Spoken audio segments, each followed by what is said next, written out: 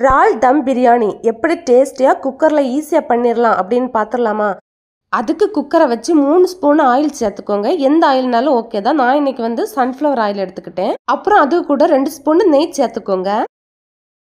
எண்ணெயும் நெய்யும் கொஞ்சம் சூடானது. அது கூட 2 துண்டு பட்டை, ஒரு பிரியாணி இலை, ஒரு ஸ்டார் பூ, அப்புறம் 5-6 கிராம்பு இது எல்லாத்தையும் சேர்த்துக்கலாம். அப்புறம் நான் இன்னைக்கு வந்து 4 பெரிய வெங்காயத்தை கொஞ்சம் சின்னதாக கட் பண்ணி எடுத்துக்கிட்டேன். இப்போ இதையும் நம்ம இதோட சேர்த்துக்கலாம். அப்புறம் வெங்காயம் பொன்னிறமாக வர்றது வரை இது நல்லா போட்டு வதக்கி நம்ம எடுத்துக்கலாம். வெங்காயம் வதங்க கொஞ்சம் உப்பு சேர்த்து நல்லா போட்டு வதக்கிக்கலாம்.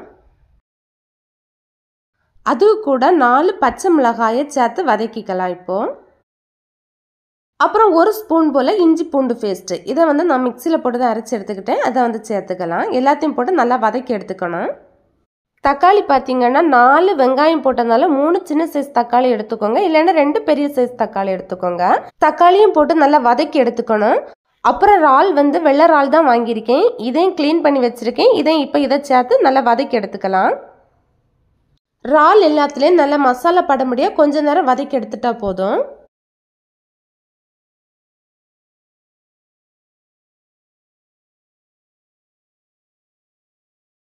இனி இப்போ நம்ம இதில் மசாலா ஆட் பண்ணிடலாம். ஃபர்ஸ்ட் வந்து மிளகாய் பொடி வந்து 1.5 ஸ்பூன் எடுத்திருக்கேன்.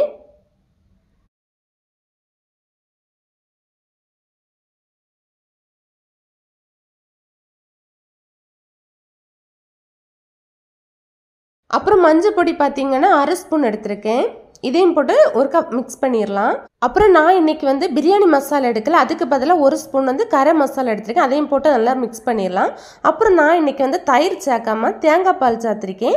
நல்லா கட்டியாக இருக்கணும்னு அவசியம் இல்லை. இதை வந்து 2 கப் அரிசிக்கு 3 கப்பு தேங்காய் பால் எடுத்திருக்கேன். ஃபர்ஸ்ட் வந்து ரொம்ப கட்டியாக இருக்குது. அடுத்தடுத்த தண்ணியும் எடுத்துக்கோங்க. 3 கப்பு தண்ணியும் எடுத்துட்டு அதில் வந்து நம்ம தேவையான அளவு உப்பு போட்டு நல்லா கொதிக்க வச்சுருங்க.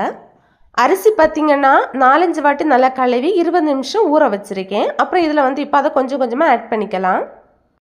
தயிரில் பண்ணுறதை விட தேங்காய் பால் சேர்த்து பண்ணும்போது பிரியாணியோட டேஸ்ட் இன்னும் அதிகமாக இருக்கும். சூப்பராக இருக்கும். எல்லா அரிசியும் உள்ளே சேர்த்த பிறகு மேலே தெரிய அந்த அரிசியை அழகாக உள்ளே தள்ளி விட்டு தண்ணிக்குள்ளால் தள்ளி விட்டுட்டு இப்போ வந்து மல்லி இலை புதினா ஏற்கனவே வந்து நம்ம அதை க்ளீன் பண்ணி வச்சுருப்போம். அதை வந்து இதுக்கு மேலே அப்படியே தூவி விட்டுட்டா போதும். இனி இந்த தண்ணியெல்லாம் உள்ளே வற்றி உள்ளே இருக்க அரிசி தெரியத வரை கொஞ்ச நேரம் குக்கரை மூட வேண்டாம்.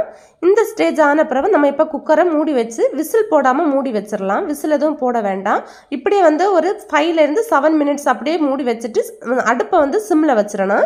அப்புறம் 5 to 7 மினிட்ஸ் தாண்டி அடுப்பை ஆஃப் பண்ணி குக்கரை வந்து மூடி போட்டு அப்படியே திறக்கக்கூடாது. அப்படியே 10 மினிட்ஸ் மூடியே போட்டு மூடி வச்சிருக்கணும்.